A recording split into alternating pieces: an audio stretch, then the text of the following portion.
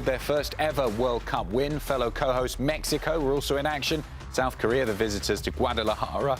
Both teams won their opening games and will also build up to the eagerly awaited fixture between the US men's national team and Australia in Seattle. Can Mauricio Pochettino's side follow up their big win over Paraguay? As we welcome you along to Scoreline 48 Nations. Adam Hunt here in the Golazo Network studio. We are supported by Taco Bell for today's show, alongside Janelli Farias and Marcelo Balboa. Great to see you guys. You said your phone has been blowing up because of the result for Mexico, a 1-0 victory for them. It wasn't exactly a vintage performance, but they'll take the 3 points, won't they? And they move through to the next round. Javier Aguirre, I had my doubts with this going into this game, but his game plan worked. I think this is a result that everybody wanted.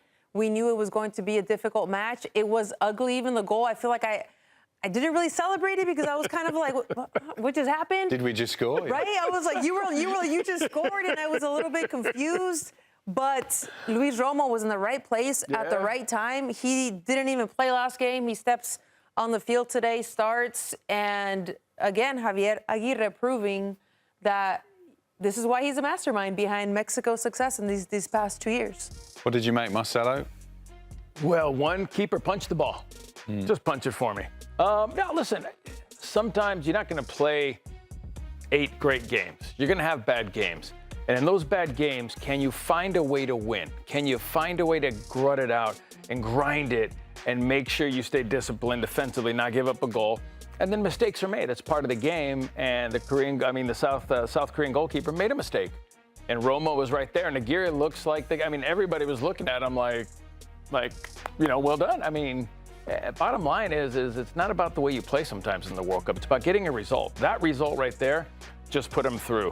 One tie, now all of a sudden you win the group and you made life a little easier. You stay home, you don't have to travel. So, I don't question coaches because we're not in their position. That's not my job on the line. It's easy to criticize. It's easy to say, why didn't you do this? Why didn't you do that? My man has his plan, and Aguirre stuck to it. And you know what? Hard to swallow, but congratulations, because that was a great win for them. And Janelli, as you quite rightly said, maybe it wasn't the most free-flowing performance attacking-wise, but defensively looked really solid, particularly in the last 10 or so minutes. They defended for their lives. There was that late opportunity. We have to say, if it was the South Korea goalkeeper who made a big mistake to give them the goal, Raul Rangel made an unbelievable save at the end. How on earth did he keep that out? And you should really have been a draw. That ball, you would say, would have to have gone back into the back of the net. Yeah, Raul Rangel was, I think he's a hero right now with that double save. Initially it was a really good service from South Korea. I think the center backs lose the forward. But Rangel was on point, and that's what makes a great keeper at this level, I think. He didn't have much work most of the game, but when he had to perform, when he had to participate, he did exactly what he needed to do. I think that Mexico they're going to go home really, really happy with today's performance. Again, it was an ugly performance for moments, but that's part of soccer sometimes. That's part of football. And at the end, yes, they suffered a little bit. There's things that they have to improve, definitely, especially on how being better on defending crosses, defending corner kicks. But at the end of the day, they knew how to get through those moments. And what I love the most about this Mexico side is just the commitment and the desire to defend. The desire for all of them to get back when South Korea was on a fast break. We saw Johan Vazquez as well, putting his leg on the line, his body on the line to block that shot in the final moments of the game. And that's what every Mexican fan wants to see.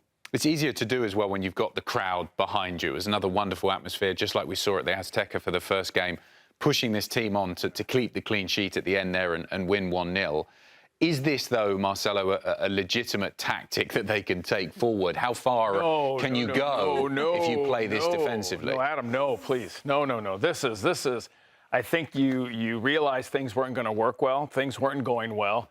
Then all of a sudden you see Alvarado drop back into the line. So I think he saw something he didn't like, and then he started changing a few things. But I don't think this is the Mexico. I don't think this is the way they wanted to play at all. I think they want to come out and play a little more offensive-minded. You can't win more games like this. You got away with it this game. You may get away with it Czechia, I don't know. But when you play the bigger teams, top 10 teams, that tactic's not going to work. And I don't think, knowing Aguirre, you know him better than I do. but that's not what I think he was planning on. I think he went with, all of a sudden he realized, he saw a few things, he tactically moved and went to a back five to cover things. I think he was waiting on maybe set pieces or maybe a counter with Quiñones. But this isn't what we're used to seeing over the last month, we'd say, month and a half, is a team that sat back, defended well. But this isn't tactics that you can keep going on and winning games against bigger teams. I definitely agree with you. I think that for this group stage, considering the specific opponents, I think it's an okay approach. It's going to work. But I agree with you. Once Mexico is out of the group stage, they need something different because it's win or go home. Let me stop there. Do you think that's the way initially he wanted to play? He wanted to attack? I don't think so. I think he did, because when you had 4 and then all of a sudden for the last 20 minutes, what do we see? Alvaro dropped all the way back and he planted 5 back there and defended until halftime. So I think he saw something he didn't like. And then he went at halftime and changed a little bit. They came out, they got their goal, and then, okay, fine, we'll go back to our back 5 and we'll defend. Our eyebrows were raised slightly, and you mentioned it earlier on, that Romo was starting this game. He didn't feature in the first game. Were you impressed with his contribution? Obviously, he scored the goal, and I think that maybe Aguirre saw something in him that he could contribute to this game. It did work, didn't it? I mean, honestly, I didn't see much from him on the ball or off the ball. I think that, like we mentioned before, I think Aguirre wanted to go with a very defensive-minded midfield. So from that approach, I think it was the right decision. Obviously, it worked. He got the win. But for Luis Romo's case, I think he was in the right place at the right time. And sometimes that's sometimes that's soccer. Sometimes you do nothing and you don't show up. But if you're in the right place at the right time and you put the ball in the back of the net, you're the hero. And I think that's what makes the World Cup so beautiful, that you can expect nothing from somebody, but they can completely change the game, completely change the moment for you. And now every single person in Mexico right now is loving Luis Romo. How do you think he's going to approach the third game against Czechia? Because he's got an opportunity, if he wants to now, 2 wins locked up, they're going to finish top of the group, to rest some players. Or does he see it as an opportunity to try something a little bit different and look further ahead to tougher tests to come than we saw from South Korea today, to try a few different things? How do you think he's going to approach that third game? Like I said, you tell me if I'm wrong. I don't see him changing. I don't see him opening up. I don't see that right now. I think it worked. You're playing at Azteca, a little higher altitude. The grass is a little thicker. The smog's a little thicker. I think he's going to stick to this, because most teams, when they go to Azteca, from example, for us going there, and other teams that have gone there, especially at the time you're playing, it's very hard to breathe. When you get into the locker room, you've got oxygen tanks because of the smog. So I don't see him changing much. The only thing maybe is sticking to what is 4-3-3 and maybe letting Alvaro go higher. I don't think Quiñones had a great game. He really didn't get involved. They threw him inside more to open the door for Sanchez and for Gallardo to attack. So I don't see much change. I think maybe just a little bit more offensive-minded, this group at home. I definitely agree with you. I don't see Aguirre changing much because, like you said, it's working. Why change what's working? I do think Alvarado's going to have more of an offensive role against Czechia. It's going to be a very different match. I think Mexico's definitely going to have more of the ball in the opposition's half. So it's going to be a different game in that sense. But in terms of the game plan in defending first and protecting themselves first, I don't think that's going to change. And it's working. I would love to see players highlight, like Quiñones, his qualities highlighted, Fidalgo, Raúl Jiménez on the ball more. But sometimes you win games like this. And if it's working, why change it? From the South Korea perspective, it was a fairly disappointing performance. They did look a little bit better towards the end when they were really pushing for the equaliser. But again, I think the headline for me, apart from the mistake from the goalkeeper, was Son Heung-min not performing. Didn't play well in the first game. We said we needed to see a response from him. Didn't play particularly well in this one either. He was brought off as a substitute. Does he even play the third game for you, Cello? Yeah, I think there's two things. One, if I play Son because of his leadership, his experience. So I don't switch much. The only thing is you almost have to let him play a little bit more freer to find instead of sitting. He just sat up high. He's not a forward, outright forward anymore. So I think when you look at his positioning, I'd like to see him be able to float just a little bit more and try to find the game. I don't think he found the game. I think the game or the long balls found him, because when you're talking about a South Korea team playing long balls and Son's the one going to chase him down, there's a problem already there. So when I see this group, I see Son playing, and if he's going to play, then you got to surround him with players that are going to help him a little bit more. And I think right now, they're relying on him for a lot of things. And it's just, listen, we already talked about it. 0 goals with LAFC in MLS. He's got 9 assists, which is great. But he plays with Bawanga, a super fast guy that can spread the game. He can go over the top and he can beat you. That leaves room for Son to float underneath. That's where I think South Korea needs to go. Maybe a faster forward where he can linger underneath and connect those passes with his teammates. I definitely think he's going to have more time and space on the ball as well in the third group match. I think today it was difficult for him with Mexico being so well organized, and he didn't really have any room to breathe. Like they were cutting off all of the passing lanes. The ball wasn't getting to him. I think against South Africa, it's going to be different. I think we're going to see hopefully a better Son. And it wasn't a killer blow, you'd think, for South Korea, because this is one of the easier groups in the World Cup this year. They'll play South Africa in their last game, and they will be hoping to get victory in that one. Time for a short break here on Scoreline 48 Nations, presented by Taco Bell. We've got plenty more coming up in a couple of minutes. At the start of every year, I find myself wondering again, constantly questioning life's mysteries. Could I make it in the UFC octagon? When Jeff Probst asks survivors, ready? Do they ever want to say no? Has Dexter ever considered meditation? Will Beth and Rip make it last on the new series Dutton Ranch? If not, Rip, call me. Stream new series and returning favorites, plus huge events. It's going to be the biggest year yet. Welcome to the Running Man. The rules are simple. Survive 30 days. But the entire nation hunting you down. The grand prize, $1 billion! Win this game. Change your family's life forever. Hunt him down! People will sell you out in a heartbeat. What is happening? Welcome to the Running Man. I'm back. I'm really back. Why am I here? I'm not dead, right? Disruption on this campus will not be tolerated. If I look crazy, it's because that's how I feel. I don't know how to live in 2 worlds. There are others. But they're not like us. We need to get out of here. Now. Open your eyes. Paramount Plus has a mountain of movies. Wow. New movies. Timeless movies. Guys who are running out of time movies. So get in on the latest blockbusters. Trust me. And relive the moments that get you every time. And that's all I have to say about that. A mountain of movies, now streaming on Paramount Plus. This is European soccer's biggest stage. Written in the stars! What a difference she has made! The question is, can you handle it? Can you handle it? The crowd here feels electric. Stream every match of the UEFA Women's Champions League on Paramount Plus. I lost my dad in my camp. What aren't you telling me? I'll never know what you've gone through, but I'm sure your dad will want you to be happy. I will not lose the company that my husband started. I want success. Get it for me. This business will bleed you dry.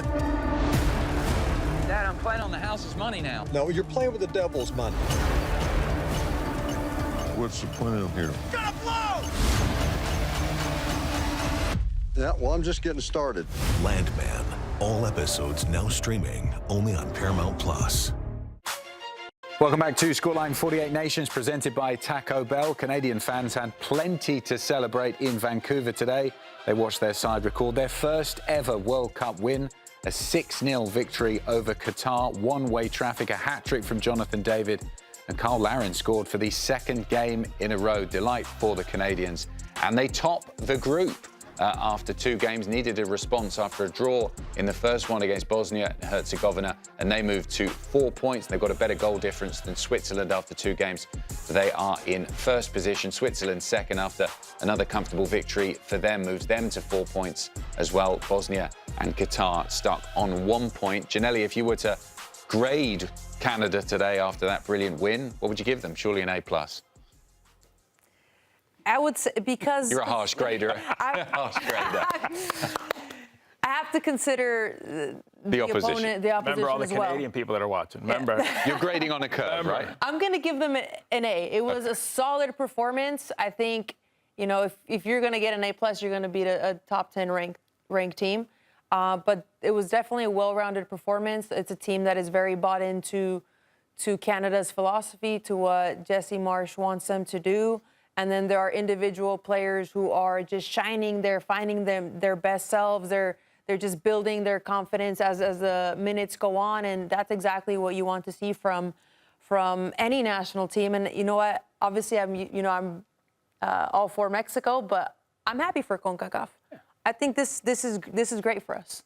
And I think Canada... She only says that, Adam Paul. She only says that 'cause it's Canada. She wouldn't say that about the U.S. She would never say that about the U.S. The pressure's on. We'll the pressure's on now. Definitely wouldn't say that about England. And I think that when you talk about the rivalry amongst the CONCACAF nations, I think Canada was the one that had the point to prove. They don't have the same history or record in World Cups in the past, as I mentioned at the top there. This was their first ever World Cup win. No pressure for them. There was no pressure, but also... when you're playing in front of your home fans, as they were, Cello, you want to give out your best self. I don't think they gave the best selves in the first game against Bosnia. Yeah. This was much, much better. No, 100% better. But, I mean, this is what they've been waiting for. They've been talking about this golden generation. They've been talking about hosting the World Cup. They want to show the world what they have. And Vancouver was sold out. Spectacular atmosphere there. And they played like their coach. Jesse wants to fight. He wants to scratch. He's going to kick. He's going to go. They pressed. They did their repress. They scored their goals when they needed to. So this is everything Jesse wanted to see out of this group. It's unfortunate Qatar got the 2 red cards. But still, you got to go out. You're not going to stop scoring goals because you're going to go and you're going to put in the back of the net. And they did everything you would want. I agree. You have to give them an A because of the effort they put in today. So now comes the real test. SofaScore don't hand out many 9s. It was a 9 given to Jonathan David today. I thought if this was a statement win for Canada as a whole and for Jesse Marsch, as we're seeing here, Jonathan David, this was a big statement. He is back, isn't he? Definitely. I think this is exactly what Canada needs, finding him in his best moment. The way he was just building his confidence as the game went on was everything to me. And then the way he scores his first goal, that volley, is just impressive. It takes an insane technical capacity and confidence to strike a ball that way and have the confidence to just hit it like that. And then he's always putting himself in dangerous positions. He's always, if he's not creating chances for himself, he's doing it for his teammates. And he's a big reason why Canada got that 6-0 win today for sure. I get other groups messed up. Who do they play last? So many teams. Switzerland. Switzerland. Yeah, they played Bosnia, so they play Switzerland. So for me, and you can see the chart with the heat chart where he was at, a statement win for me is beating Switzerland, not beating Qatar. And no disrespect to Qatar. 10 players, then they went to 9. I get that part. But when you talk about a signature win, you talk about a team like Switzerland. You talk about the next round. You talk about beating some of the top 10, 15 teams in the world. So I think they've played well. They're really opening up a lot of people's eyes on this World Cup. And they've opened up CONCACAF's eyes since the last qualifier, what they had and how they were playing and the players they were developing. So this is a team that I don't think anybody in CONCACAF would ever take for granted. And I don't think people now watching this team play with the players they have and where they're playing are taking this team for granted. But a statement win, and we talked about it for the U.S., was Paraguay's statement win. Sure, we'll go with that. And I think when you look at this, Switzerland, if they can beat Switzerland, that's a huge statement in World Cup form right now. Yeah, will they be able to do it over Switzerland? Because as we showed when we saw the group there, they're level on points with them at the top. Switzerland played brilliantly themselves today, beating Bosnia 4-1. It was 2 goals for the substitute Johan Manzambi. And actually, he's a a player that we've been following all season across our network. We've seen him plenty of times playing in the Europa League, made it all the way to the final with his club side Freiburg. He plays in the Bundesliga. Such an exciting young player, fearless with the ball at his feet, scored many goals both in European competition and in the Bundesliga. Some crackers here we're seeing from long distance. And we talked about a golden generation for Canada, but this is a golden generation for Switzerland, Janelli. Manzambi is one of those players who has that quality with the ball at his feet, is not afraid. He got the chance to come off the bench and showed what he can do with the goals today, 2 of them. And I think that's what's most impressive about him, to come off the bench like that and instantly within 3 minutes find the ball, get the ball in the back of the net. That's not easy to do, especially with the pressure of this World Cup. And then he goes on and gets a second in the match. I think this kid is going to be somebody that Canada definitely has to watch in the next match. It's a balanced team as well. That's what I like about Switzerland. They have a good balance between these young stars. Manzambi, as we've highlighted there. They've got Granit Xhaka, players he's played at the top level in the Premier League, very experienced. I wouldn't put them down as a dark horse. I don't think they're going to go necessarily deep into this competition, but they have a nice balance about them and plenty of threats going forward. Well, why not? Why not? We saw Costa Rica reach a quarterfinals, right? So why not? Yeah. They're playing well. This young man at Freiburg, correct? Agent, get him a new contract or get him a bigger team. That's all I'm going to say right now, because he's that good. He came in, you can see the difference. So I think Switzerland can surprise a lot of people, actually. You know what I mean? I mean, they still have to get out of the group, and depending on who they play. But when you look at this team overall, you watched them play today. They were solid defensively. They moved the ball well. They knew when to hit you on a counterattack. And transition, they were good. So, I can see this team surprising a few teams out there. I could see this getting into the next round or two. Just really quickly, because we've got to go to break. Who wins that game, Canada or Switzerland? I think Canada has a bit more individual talent. I think both teams are very, very resilient, but I think Canada has the upper hand. Oh, you agree? I think that it's going to be a pretty even game. I think it's going to see who really wants to take the initiative. Does Switzerland really want to attack and try to get first place?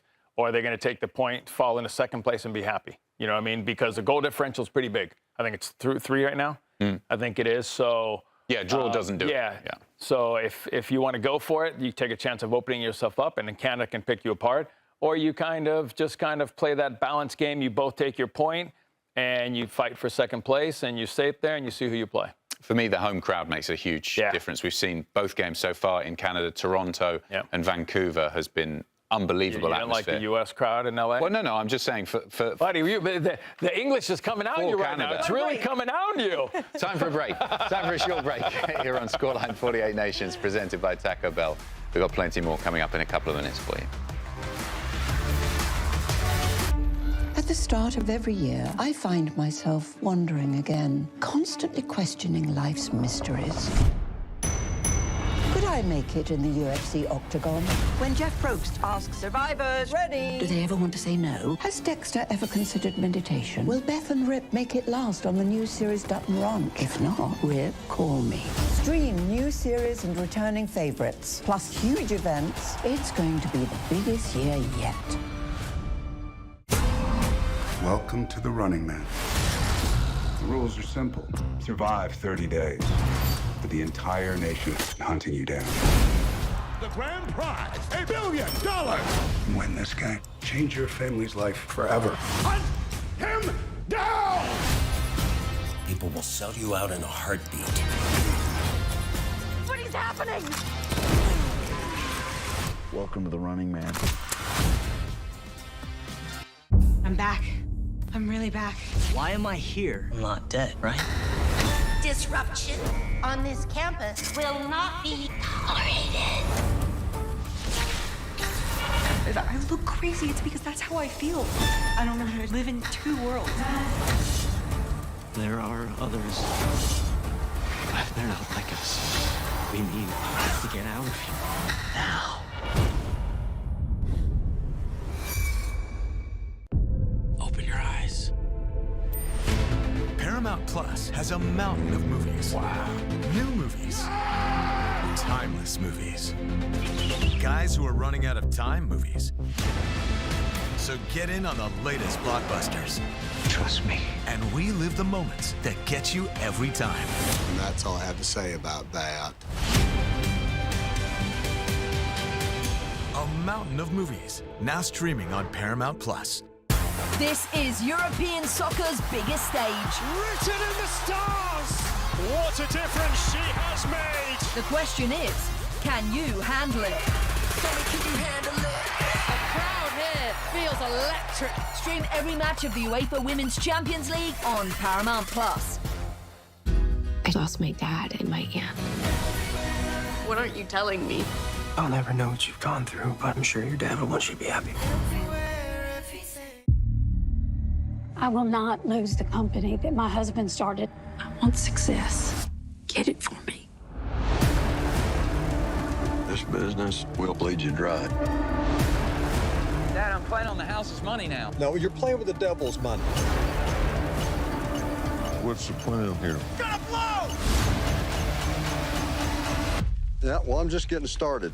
Landman. All episodes now streaming only on Paramount+. Welcome back to Scoreline 48 Nations, presented by Taco Bell. What a performance it was from the US men's national team on Friday. 4-1 victory over Paraguay in LA. Flo Balogun, the star of the show with 2 goals. Big question now is, can they do it again against Australia in Seattle just a week later tomorrow on Friday? Here's Mauricio Pochettino with his pre-match thoughts. And I think we are so happy that to arrive in this moment, knowing that Australia is going to be a really tough opponent, good player, good organization, great coach.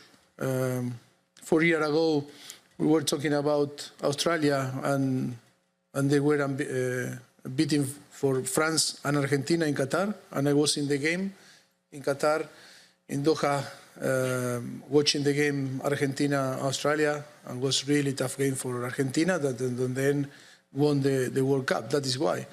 They were improving every day, every week, every month, every year, and now they arrive in a good condition. They beat a very difficult team, a great team like it's Turkey, and only we can show, like when was the draw, our full respect to them, but in the same time we want to beat them, and we are ready to fight.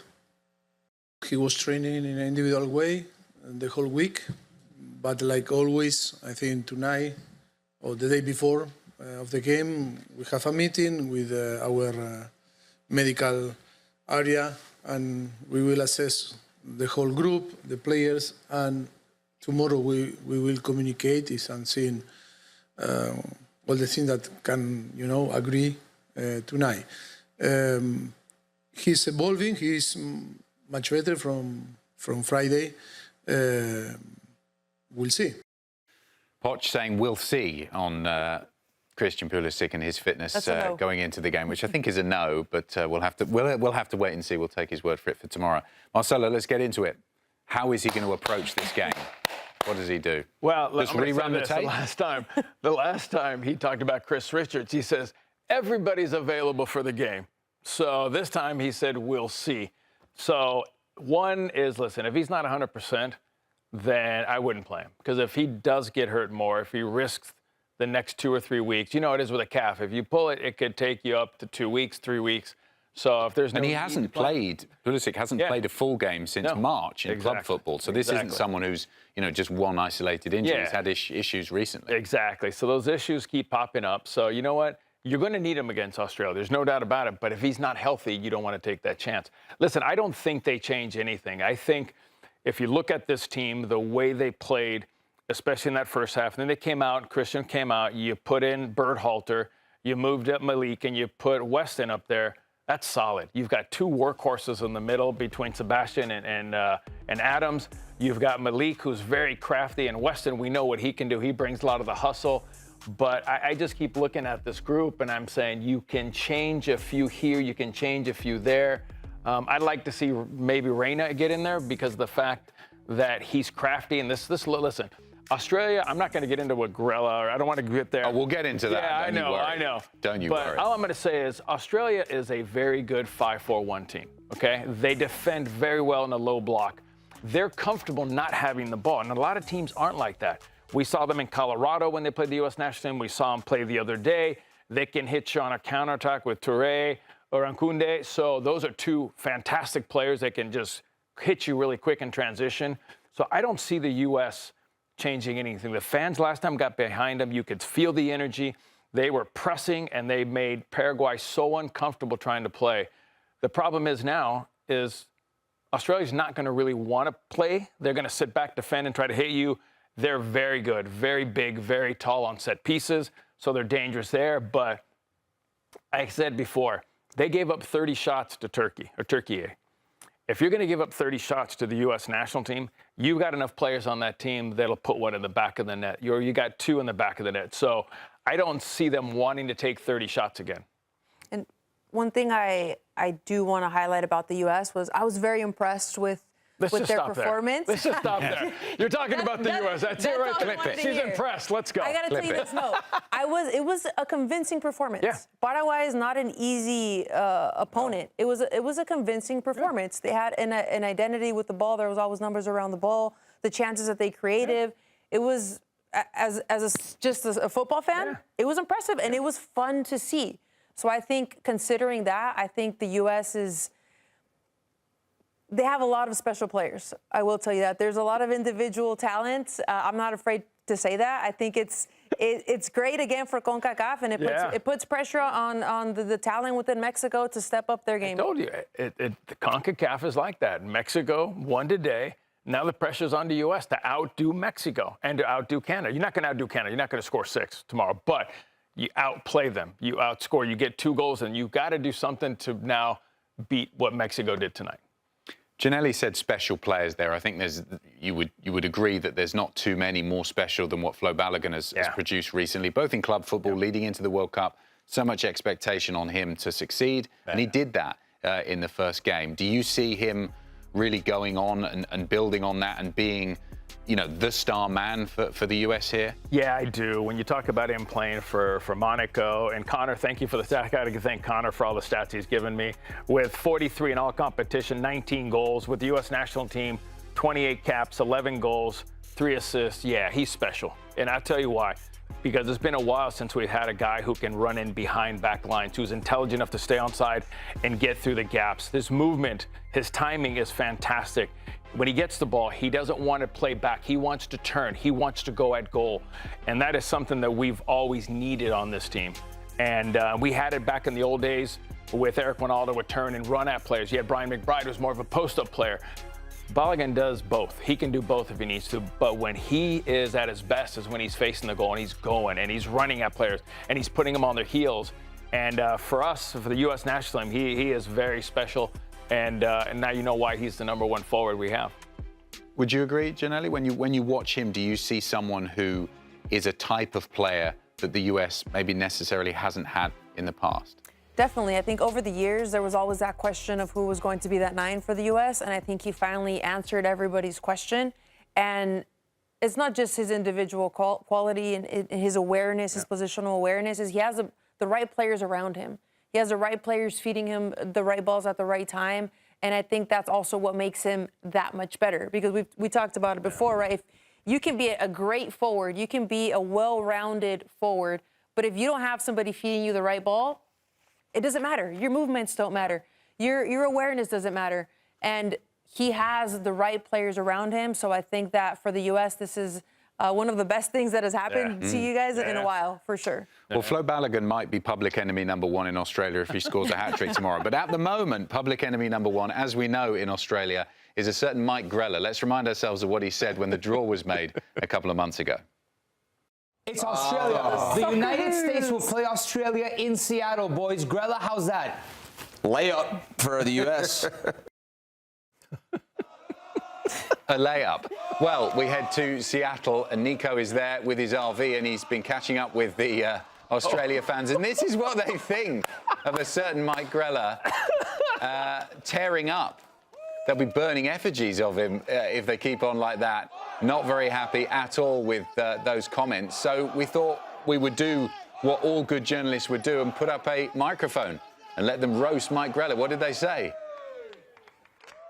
What do you think of Mike Grella? Hey, Mike Grella's a baller. I love Mike Grella. Why? Do you think he's a good footballer? He was an all-right footballer. Could have done a little bit more. Really? Why? Who do you play for? He played for New York Red Bulls. So what? He has fastest goal in MLS history. Wow. Yeah, pretty good, bro. What about Irakunda? He's better than Irakunda? Yeah, no, Irakunda's killing it. Sorry, Grella. Irakunda is faster than you, but respect for Grell, bro. Respect for Grell. Grell's got no hairline as well. Look at that.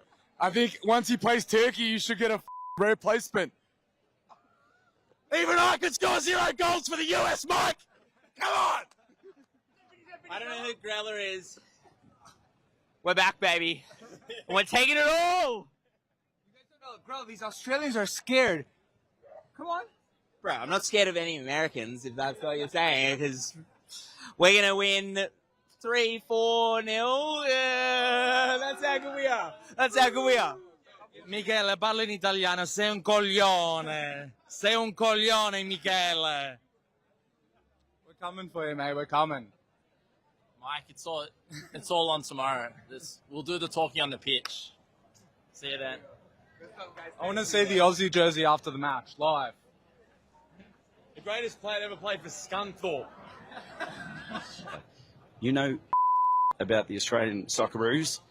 You are the token good-looking guy on the commentary panel that doesn't add anything to your professional colleagues. So go and have a break, look at Australia's result tomorrow, and apologise to everybody.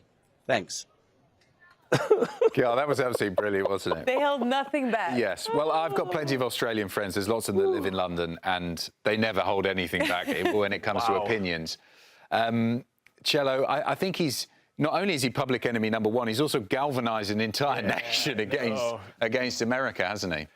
You know, he didn't represent the U.S. national team, and he's throwing us all into the bus. As they now know. And he's elevated the pressure for the U.S. Yeah, man. I mean, you're throwing us all into the bus, big man. No, listen, it's great. A little banter back and forth is wonderful. You can see the fans getting into it. Grell said what he said. I mean, tomorrow night, either the Aussies will be happy or... someone else is going to have a wonderful time with the oi, oi, oi Aussies. So, you know what I mean? This is what I love about our sport. It's okay, a little trash talk. It's okay between fans. It's fun. It's banter. And then you go play the game on the field. And you dismiss the Aussies at your peril because they produced a great performance, didn't they, against Turkey? No one was expecting them to win. Absolutely. They didn't just win. They won comfortably. And they shut everybody up. I think it's going to be a very difficult match for the U.S. tomorrow. I do think the U.S. has the upper hand, but on that transition, I think Australia is going to be very dangerous. We will have a full day of coverage and all of the other games. It's a bumper day of 4 fixtures in the World Cup tomorrow. We'll also have a Call It What You Want special. Charlie Davis will be live at Timeout Market in Boston. I'm sure he'll be celebrating if Team USA can get the victory that they desire. Time for a short break here on Scoreline 48 Nations, presented by Taco Bell. We've got plenty more coming up for you after the break in a couple of minutes. At the start of every year, I find myself wondering again, constantly questioning life's mysteries. Could I make it in the UFC octagon? When Jeff Probst asks survivors, ready? Do they ever want to say no? Has Dexter ever considered meditation? Will Beth and Rip make it last on the new series Dutton Ranch? If not, Rip, call me. Stream new series and returning favorites, plus huge events. It's going to be the biggest year yet. Welcome to the Running Man. The rules are simple. Survive 30 days. But the entire nation is hunting you down. The grand prize, $1 billion. Win this game. Change your family's life forever. Hunt him down! People will sell you out in a heartbeat. What is happening? Welcome to the Running Man. I'm back. I'm really back. Why am I here? I'm not dead, right? Disruption on this campus will not be tolerated. I look crazy. It's because that's how I feel. I don't know how to live in 2 worlds. There are others. They're not like us. We need to get out of here. Now. Open your eyes. Paramount Plus has a mountain of movies. Wow. New movies. Timeless movies. Guys who are running out of time movies. So get in on the latest blockbusters. Trust me. And relive the moments that get you every time. And that's all I have to say about that. A mountain of movies, now streaming on Paramount Plus. This is European soccer's biggest stage. Written in the stars! What a difference she has made! The question is, can you handle it? Tell me, can you handle it? The crowd here feels electric. Stream every match of the UEFA Women's Champions League on Paramount Plus. I lost my dad in my camp. What aren't you telling me? I'll never know what you've gone through, but I'm sure your dad will want you to be happy. I will not lose the company that my husband started.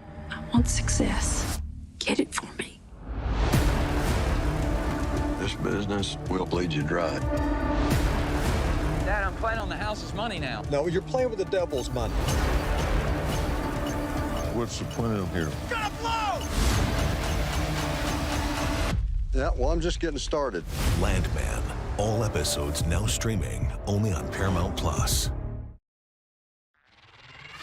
Back to Scoreline 48 Nations presented by Taco Bell. Let's recap some of the biggest news from around planet football now. Starting in England, Victor Munoz has become Liverpool's first signing of the Andoni Iraola reign after triggering a $46 million release clause in his contract with Osasuna.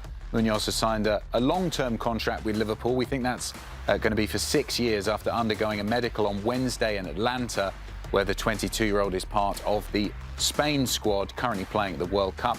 Liverpool beat Newcastle to Munoz's signature right at the last minute. We'll move over to Italy now from England. Inter Milan have officially announced that head coach Christian Chivu has signed a contract extension that will keep him at the San Siro until at least 2028. The former Inter defender has been rewarded for a sensational debut season in the dugout at the club that saw them secure both the Serie A title and the Coppa Italia. They were slightly more disappointing in the Champions League, but they'll be hoping to rectify that next season, having won the league. Back to the World Cup, Neymar will miss Brazil's second group stage match against Haiti in Philadelphia on Saturday.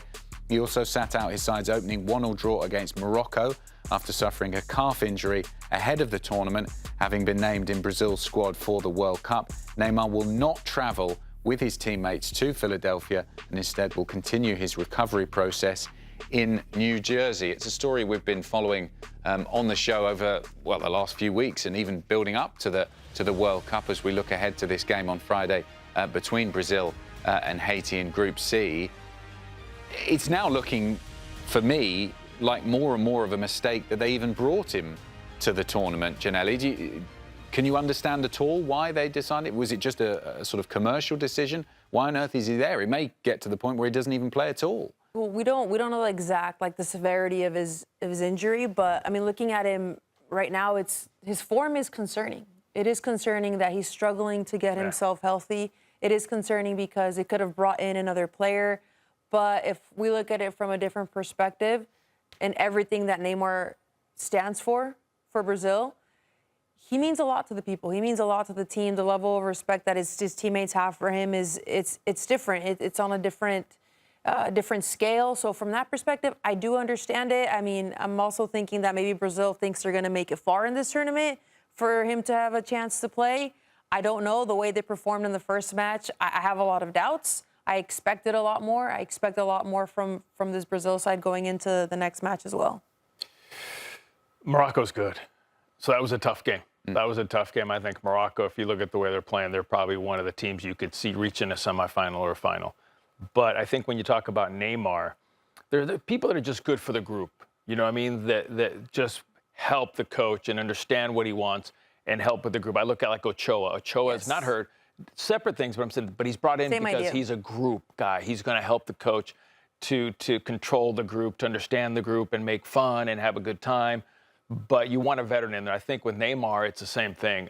He's not going to play, and I'm going to guess they probably knew he wasn't going to play in the first round, but they're hoping, watching that video and something like that, that maybe by the time they get into the second round or a quarterfinal, he's ready to go. Even if it's 15, 20 minutes, putting him on the field, you never know what he's going to do. You know, I mean, he's that creative. He still has that intelligence of how he can move. But I think he was brought in more for the group's sake, to see if he can, you know, collectively put this group and help this group together. And Also, it showed in the first match. He was giving indications during the hydration break. He was trying to do something from, you know, contribute to the team from that perspective. So it does make sense. I agree with what you're saying. Even for someone who's experienced in international management and club management as Carlo Ancelotti, it would have been a very tough call to leave him at home. It's the devil you do, the devil you don't. Are you the guy who dropped Neymar for the World Cup?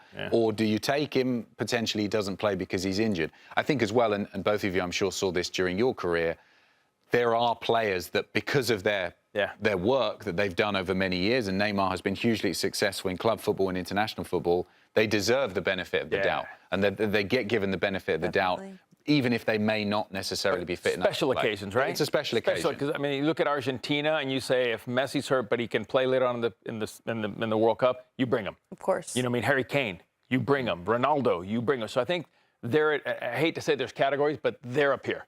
There are hierarchies. If there's a chance if they can play down the road, because I mean, Argentina, they don't feel like they're ever going to get knocked out of the first round. Brazil doesn't feel like they're going to get knocked out. So now you're taking a chance, but it's Neymar. You take that kind of chance. You take those bigger players. But do you? Let's project into the future. Let's say Brazil are in the semi-finals and Neymar is past fit enough to play. We've seen so little of him recently, no kind of level to really draw on recently.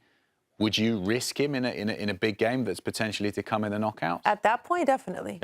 I think would. with his quality, his history, everything that he can do, of course, you definitely take that risk. Maybe he won't get a lot of minutes, but he's the type of player that put him in a match at the end of the last 10, 15 minutes, he could win the game for you. So, yeah, definitely you want Neymar on the pitch, even if he's at 80% of his capacity, he's better than most players when he's committed, when his head is in the game. Chele, were you surprised that the news there that he didn't travel with the squad? No, I don't think you put him on a plane. When you put him on a plane, you swell up, the healing slows down, and you can't have that right now. He needs to be in a place where he's stable, he's working out every day, he's getting massage, he's getting treatment. If you're going to get him back, if you're not planning on playing him, and that's what I was kind of excited about because we may get to see him. If you would have put him on a plane, and then you know how it is, the body swells up, you know, I mean, all of a sudden now the healing slows down. He's not traveling. That means he's worried. That means he's concerned. He wants to play, so he's going to stay back and do the rehab. So that's a good sign. OK, we'll have to wait and see if we see the return of Neymar a little bit later on in the tournament. Time for a short break here on Scoreline 48 Nations, presented by Taco Bell. We'll be back to wrap up the show very soon, in a couple of minutes. At the start of every year, I find myself wondering again, constantly questioning life's mysteries. Could I make it in the UFC octagon? When Jeff Probst asks survivors, ready? Do they ever want to say no? Has Dexter ever considered meditation? Will Beth and Rip make it last on the new series Dutton Ranch? If not, Rip, call me. Stream new series and returning favorites, plus huge events. It's going to be the biggest year yet. Welcome to the Running Man. The rules are simple. Survive 30 days. But the entire nation hunting you down. The grand prize, $1 billion. Win this game. Change your family's life forever. Hunt him down! People will sell you out in a heartbeat. What is happening? Welcome to the Running Man. I'm back.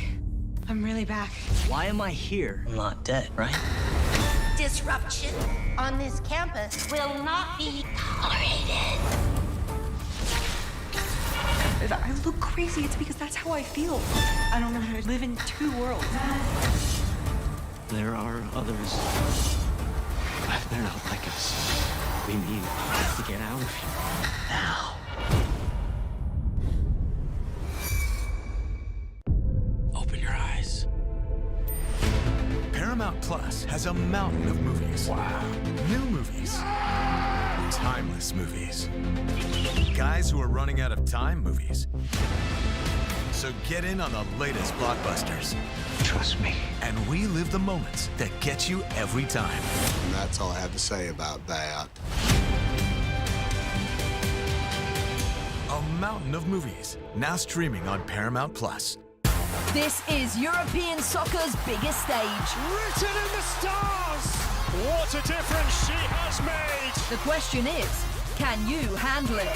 The crowd here feels electric. Stream every match of the UEFA Women's Champions League on Paramount Plus. I lost my dad and my aunt. What aren't you telling me? I'll never know what you've gone through, but I'm sure your dad will want you to be happy. I will not lose the company that my husband started. I want success. Get it for me. This business will bleed you dry. Dad, I'm playing on the house's money now. No, you're playing with the devil's money. What's the plan here? Gonna blow! Yeah, well, I'm just getting started. Landman. All episodes now streaming only on Paramount Plus. Welcome back to Scoreline 48 Nations presented by Taco Bell. We've got another bumper day of action coming up at the World Cup. 4 games to look forward to on Friday. The US men's national team taking on Australia. I'm sure Grella will be hoping that the USA get the result they needed in that one. Group D, 3 p.m. Eastern for that one. Scotland back in action as well. Tough game for them after winning their first group game against Haiti. They take on Morocco, who drew against Brazil in their opener. 6 p.m. Eastern for that one. And then another game from Group C, Brazil-Haiti at 6:30 p.m. Eastern. And then from Group D, 8:30 p.m. Eastern, my eyesight's failing me.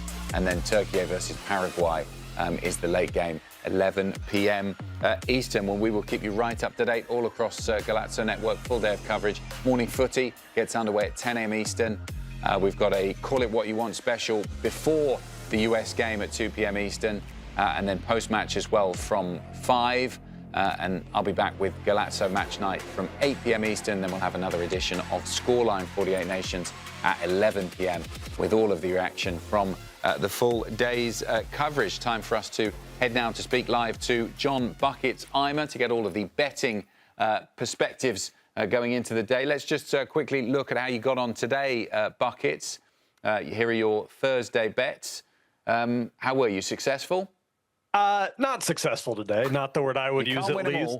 Can't win them all. That's why we remind people to bet responsibly. Czechia disappointed me. I had them to score 2 goals today, and South Africa not only didn't let them do that, but South Africa looked like the better team through and through. So a bit of a disappointing one. Switzerland versus Bosnia and Herzegovina. We had both teams to score. A little bit lucky for our win of the day, so we take it, especially when we have losses surrounding it. And then Mexico versus South Korea. I had South Korea to win or draw. No dice. Mexico's defense was just too good and too many squandered chances. So a 1-2 day for me, hoping we do a little bit better tomorrow. Janelle's cheering in the studio Why here. is nobody betting for Mexico? You bet against Mexico at your peril. Mexico. I bet against Mexico. I know, I'm the bad guy. I'm no Mike Grella, but I'm still the bad guy. I'll accept I'm not it. sure we should even give you a chance to make your bets for these games tomorrow, but we're going to because we're nice here on Scoreline 48 Nations. What do you got for tomorrow? I appreciate the opportunity here, guys. I've got a bet for all 4 games tomorrow, starting with USA versus Australia. I am not picking a side. I'm going nowhere near the nightmare that is choosing a side on this game. Both teams to score at even money. Both teams are good enough to score. Balogun will probably pick up a goal, and I watched this Australia side rip apart Turkey on the counterattack. I expect goals in this one. Bet number 2, Scotland versus Morocco. I am so grateful that Ian is not on the show because I'm all over Morocco in this game, baby. Morocco to score 2 or more. They played so well against Brazil, and Scotland barely got past Haiti in a match that I thought Haiti looked like the better team for most of that matchup. Bet number 3, Turkey versus Paraguay. I'm expecting Turkey to bounce back in a big way after losing to Australia, because if they don't, they're in a whole mess of trouble here. Paraguay, I think they were a little bit broken by this USA side, and I'm expecting the likes of Kenan Yildiz and Arda Güler to really step up in a big way as they bounce back. And bet number 4, Brazil versus Haiti. I know Brazil's the better team. I know they should score 2 or 3 or 4 is what the books are saying, but both teams to score at plus 140. I watched Haiti versus Scotland, and even though they didn't pick up the result or the goal, goal. This is a team that is playing fearless football. They are pressing forward, and they do not care who they're going against. They are going to be on the attack. So I'm expecting them to get at least one goal in that game. Both teams to score a big plus money. Feels good to me here, guys. Great stuff. Thanks, Buckets. Fingers crossed for better results than you had today, and fingers crossed as well that you don't have Ian Joy coming after you after what you predicted there for Scotland against Morocco. We'll speak to you soon here on Scoreline. What's your game to watch for tomorrow then, Janelli? I think the Brazil-Haiti match is going to be a very interesting match. I think Brazil has everything to prove, and on the other side, Haiti has absolutely nothing to lose. I don't know if I agree with him about both teams getting on the score sheet. I think Brazil definitely has the upper hand. I expect a lot from Vinicius and Rafinha up top. I do think it'll be an open game in the sense that Haiti has nothing to lose. We're going to see them defending most of the game, but they're going to try to go forward. They're going to try to look for something. And dare I say it, Ian's not here, so I'm going to. Haiti, I thought, were the better team in that game. It was Scotland who scored the goal, but Haiti created a lot more chances going forward. They looked the more expansive team. I don't think they'll beat Brazil, but I think they will have. Brazil will have looked at that game, Haiti against Scotland, and thought, OK, we're going to have to be on our game. If we're not, there's a potential for an upset there. What have you picked, Marcelo? I've picked the U.S. versus Australia. I think that the matchup is good. No one thought Australia was going to beat Turkey. So when you talk about two teams going at each other, the opportunity to, if you win, whoever wins is already into the next round. The way the U.S. has played and the way the fans will get behind them in Seattle is going to be huge for the United States. And like I said before, I think Australia is happy not having the ball, but they've got two wonderful players that can hit you on counterattacks. They're solid defensively. They're good on set pieces. The U.S. is a team that's okay on set pieces, so I think it's going to be a well-balanced game, but I think that I think the U.S. will pull it out. Just really quickly, a question I wanted to ask you when we were talking about this earlier on. If the U.S. don't win or don't get the result they want, what is it because of? What would they have got wrong? Grella. Okay, apart from Grella. All the pressure is on the U.S. It's on Grella. The other CONCACAF teams already did what they had to do. Listen, there's always pressure no matter who you are if you're playing as the home country. So tomorrow, the hard part is that we want a repetition of what they did against Paraguay. We want that energy. We want that excitement. We want them to go high press. We want them to be looking forward. We want them on the front foot finishing. But we did finish. The problem is you got to be able to break down 11 players. You're going to have to be able to break down a low block. You're going to have to be able to make sure when you do, you're organized behind the ball because you know they're going to hit you quickly with 2 or 3 players on a counterattack.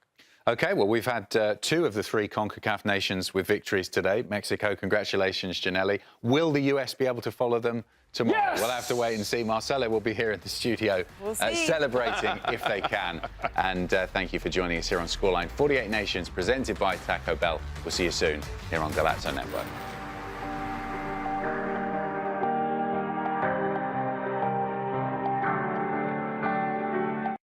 At the start of every year, I find myself wondering again, constantly questioning life's mysteries.